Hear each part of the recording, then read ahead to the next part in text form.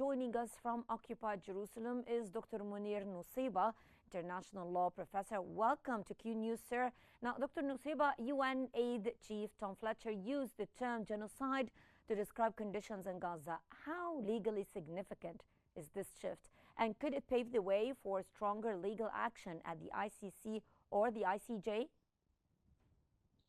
In terms of significance, it is indeed significant because prior to this, the use of the term genocide has been among human rights organizations, whether Palestinian or international organizations that have examined the facts in the Gaza Strip and examined the legal analysis as well and reached the conclusion of genocide, but also special rapporteurs, including the special rapporteur Francesca Albanese, who has already produced 2 reports analyzing the Israeli genocide in the Gaza Strip, but also other rapporteurs who have examined specific areas of this genocide, whether it is a deprivation from food or the mass killing or other areas of genocide. So until today, this has been the space where the term genocide has been examined, in addition to, of course, the International Court of Justice, which has already said more than a year ago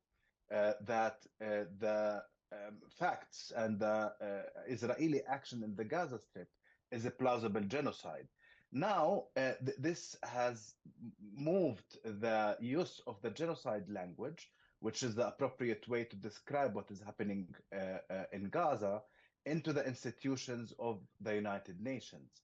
And this is, of course, significant because the United Nations has been refraining from using the term, and in this use of this language, we can see a shift in the Secretariat of the United Nations using this language. Now, it is very important to call genocide as it is. The language is very important here because genocide invokes the obligation of different countries around the world to act to prevent genocide. The Genocide Convention not only prohibits a state from conducting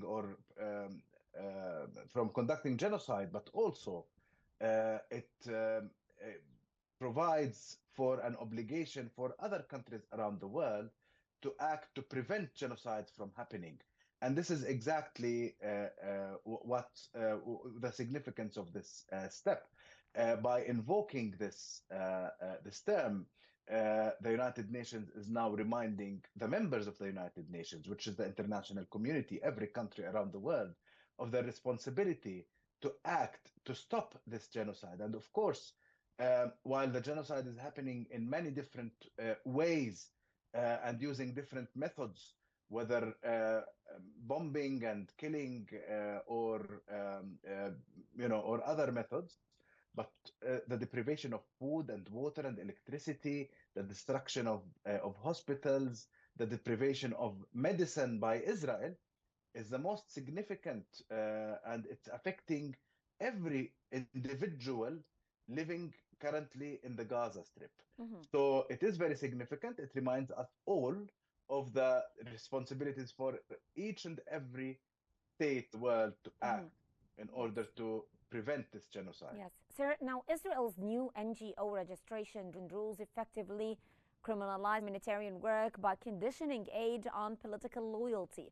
What are the implications for international law and the future of impartial aid delivery? The delivery of the basic needs of a civilian population anywhere around the world, whether in an occupied territory or not, should not be conditional.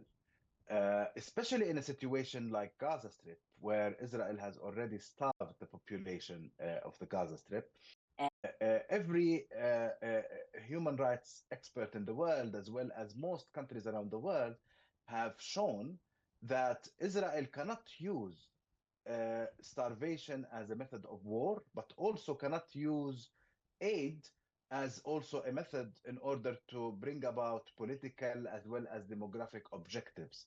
You cannot deprive a civilian population in a certain part of the world, and you cannot deprive the Gaza Strip from humanitarian aid and make this humanitarian aid only based on loyalty and based on other considerations. Most importantly, moving the people into ghettoizing the population of Gaza in order to continue with the plan of forcible displacement that Israel has started since October 2023. So this is what Israel and unfortunately what seems to be an American proposal as well, to use humanitarian aid as a method that would allow for further displacement of Palestinians and in order to empty parts of Gaza for Israeli colonization or for American Riviera, as Trump calls it, or whatever other plans that are very inconsistent with international law and inconsistent with any principle of humanity that the world understands in the 21st century. Dr. Nuseibah, with famine now affecting nearly all of Gaza's population and aid being weaponized, can the international community still claim neutrality, or has complicity become institutionalized in the face of mass extermination? I mean, the international community itself is rejecting these principles.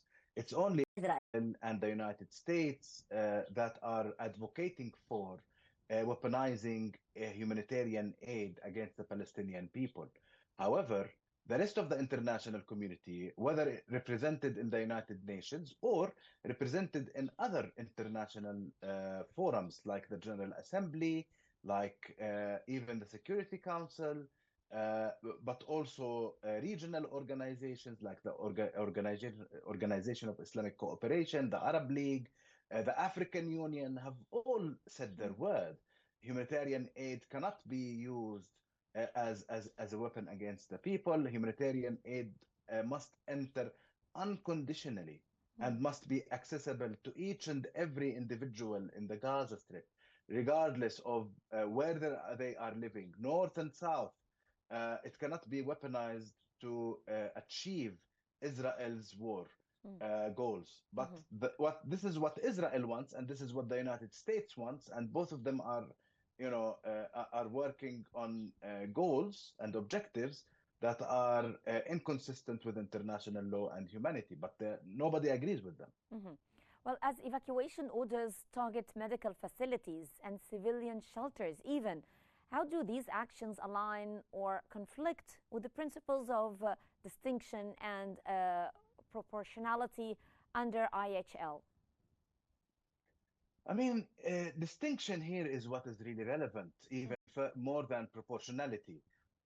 Civilian targets are certainly absolutely prohibited in an occupied territory or in an armed conflict. What Israel has proven to be doing since the beginning of this genocidal campaign in the Gaza Strip is that it has mainly targeted civilian targets. And not only once, that many hospitals have been targeted several times. The refugee camps where Palestinians have been displaced to, where they try to take refuge, where they are served some of their basic needs whenever it is possible and whenever it is available. Israel has many times targeted these refugee camps in order to tell every individual in the Gaza Strip that all of the Gaza Strip is not a safe place for them to live in and that they have to leave this space. So here the distinction is the main principle that we're talking about. Israel has been targeting civilian targets throughout the genocidal war, and of course, they have also targeted some military targets where the test of proportionality becomes relevant. But mainly, we have noticed a lot of civilian targeting that has nothing to do with the war operations or with any military necessities and military needs that the Israeli army can even claim. Well, I want you to answer me briefly now, Dr. Nuseibah. Considering Israel's continued defiance of ICJ rules, is there still room for the international legal system to enforce compliance, or has it become structurally impotent? Oh, not at all, actually. International law has said its word, whether in the South Africa versus Israel case, where the International Court of Justice has already provided provisional measures three times in 2024, or in the advisory opinions that the International Court of Justice has already provided, Mhm. or the arrest warrants by the International Criminal Court that basically request the arrest of Netanyahu and Gallant in order to be prosecuted in the International Criminal Court as individuals accused of war crimes and crimes against humanity. So law has said its word, courts have said their words. Now, what is left is action by states, Hmm. uh, because at the end of the day, the only way to enforce international law is through state action. International law does not have teeth, it does not have hands. The hands of international law are the states that will enforce international law. So now Israel is starving the Gaza Strip. It is very important to have practical steps in order to force Israel to accept the entrance of humanitarian aid unconditionally into the Gaza Strip.